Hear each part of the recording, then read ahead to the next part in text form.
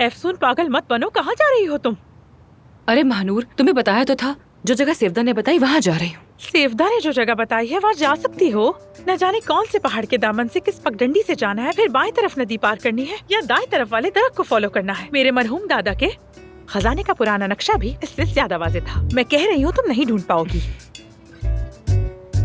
क्या तुम्हें मेरी बातों पर यकीन नहीं है? अरे महानूर, फिक्र मत करो, मैं ढूंढ लूंगी उसे। ठीक है, जाओ फिर।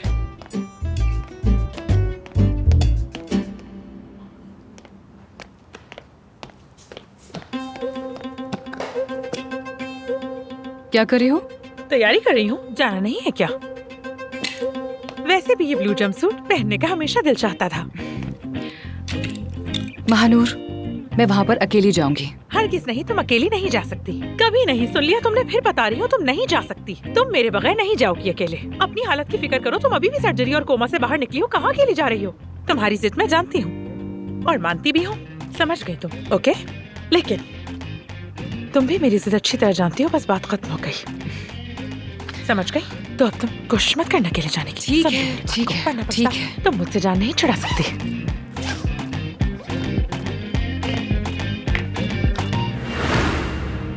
लड़कियों, देखो बुरा मत मानना, लेकिन मेरा यहाँ पर क्या काम? हाँ, तुम गाड़ी चला रहे हो, दोस्तों की मदद कर रहे हो, दो लवर्स को मिला रहे हो, बस यही। तुम बिल्कुल ठीक कह रहे हो यासिर। क्या महानूर का मेरा साथ देना कम था जो उसने तुम्हें भी यहाँ पर घसीट लिया? अरे नहीं नहीं, मैंने ऐसा तो बिल्कुल नहीं कहा। तुम लोग चाहो तो मुझे स्टेशन पर उतार सकते हो वहाँ पर। नहीं, हरगिज़ नहीं। तुम अकेले नहीं जा सकती। जहाँ जाएंगे हम दोनों साथ जाएंगे, है ना यासिर? और वैसे भी वो पागल फिलिस अभी तक नहीं मिली। अरे हाँ, तुम सही कह रही हो, वो भी तो है। अब न जाने वो कहाँ है। वो पागल औरत कहीं जंगल के रास्तों से चलती हुई आकर हमें अपनी हाई हील से मार ही ना डाले।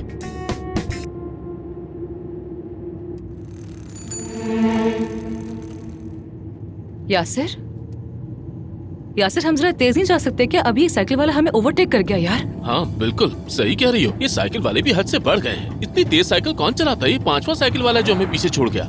लेकिन नानी अम्मा कहती थी, बेटा तेजी तबाही है, जो जल्दी करता है वो जल्द ही अपने अंजाम तक पहुँचता है। वो मिसाल देती थी, तेज दौड़ने वाले घोड़े की दुम उसी तेजी से कमजोर हो जाती है। मरहुमा कहा करती थी, रफ्तार ऐसी रखो, ना बहुत आहिस्ता हो ना बहुत तेज, बल्कि दरमियानी ही सबसे बेहतर है बेटा। यासिर, शायद ये बात घोड़े पर सवारी के लिए कही गई थी। हो सकता है, पता नहीं। वैसे हमने भी मरहुमा को जल्दी ही खो दिया था। कमाल की औरत थी, बस हाथ उठाकर हट कहती थी तो सबकी जबान बंद हो जाती थी। पुरानी औरत थी। अल्लाह मग़फ़िरत करे उनकी। हाँ बिल्कुल, सच में बड़ा साया था उनका।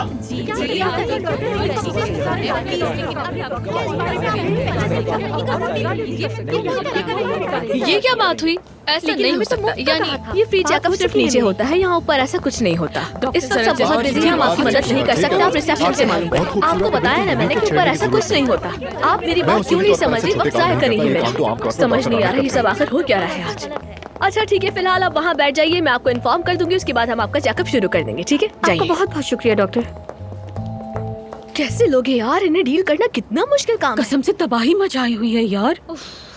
मैं सोच रही थी कि तुम्हारे साथ कहीं कॉफी पीने निकल जाऊं, क्या ख्याल है? कैसी कॉफी यार, हालत देखते ही नहीं हो, सब कुछ सर पे पड़ा है। हॉस्पिटल के पेशेंट भी और मुफ्त इलाज वाले भी, सब कुछ मिक्सअप हो गया है। फिर मानू ने भी आज ही छुट्टी करनी थी। जान छुड़ा ली।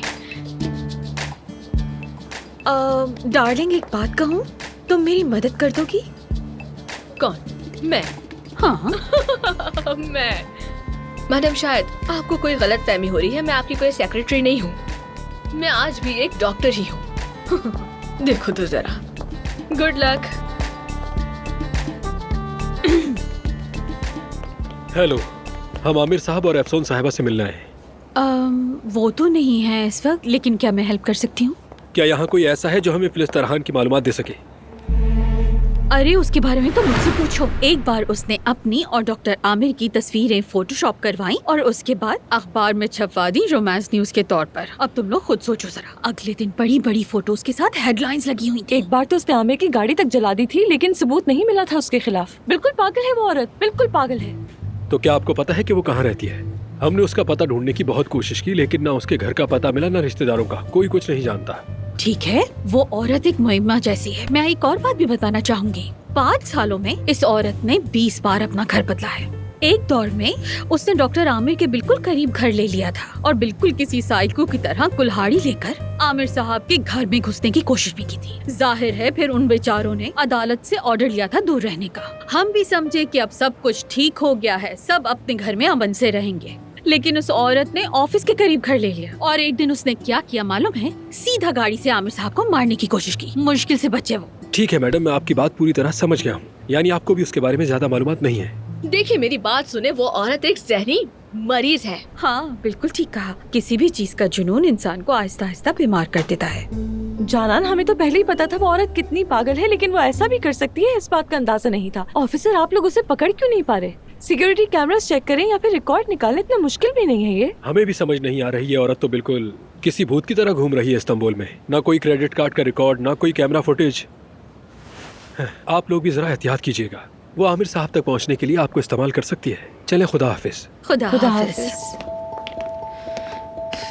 हम अपने आप को किस तरह बचाएंगे? सच कहूँ तो इस पुलिस वाले की बातें बिल्कुल सही लग रही हैं मुझे। कसम से मुझे लगता है ये औरत हमें कहीं छुपकर पकड़ लेगी और धमकाना शुरू कर देगी। इससे तो कुछ भी मुमकिन है। बिल्कुल बिल्कुल मुमकिन है।